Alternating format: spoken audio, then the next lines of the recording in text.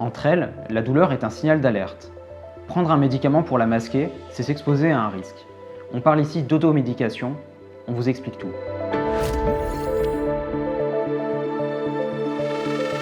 Qu'est-ce que l'automédication?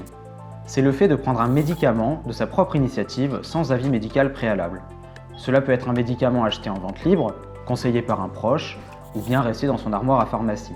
Entre elles, l'automédication n'est pas interdite en soi, tant qu'elle respecte les règles du Code mondial antidopage. Au cours d'entre elles, il est fréquent d'être confronté à l'inconfort, voire même à la douleur. Fatigue musculaire, troubles digestifs, maux de tête. Prendre un médicament est souvent perçu comme un moyen de continuer à avancer malgré ces sensations désagréables. Les études menées en ultra-trail montrent que près d'un coureur sur deux a recours à l'automédication avant, pendant ou après la course. Les principales substances concernées sont avant tout les antalgiques, en premier lieu les anti-inflammatoires non stéroïdiens ou AINS et le paracétamol. Le trail impose un stress important à votre organisme, dont les mécanismes de protection peuvent être altérés par certains médicaments. De plus, la toxicité de certaines substances peut augmenter à l'effort. C'est particulièrement le cas des AINS, avec le risque d'insuffisance rénale aiguë et de troubles digestifs graves. Un autre risque important, c'est de masquer des symptômes qui devraient inquiéter.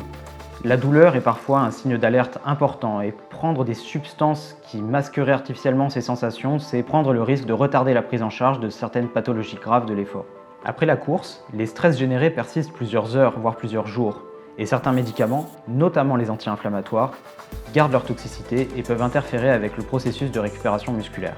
Ce qu'il faut retenir, c'est qu'en dehors de certaines pathologies chroniques, l'automédication n'a pas sa place entre elles. Pratiquer notre discipline, c'est aussi accepter un inconfort sans chercher à le masquer à tout prix avec des médicaments. Au moindre doute, le bon réflexe est de solliciter les équipes médicales présentes tout au long du parcours, habituées aux pathologies de l'ultra-endurance. Prenez soin de vous et profitez de votre aventure.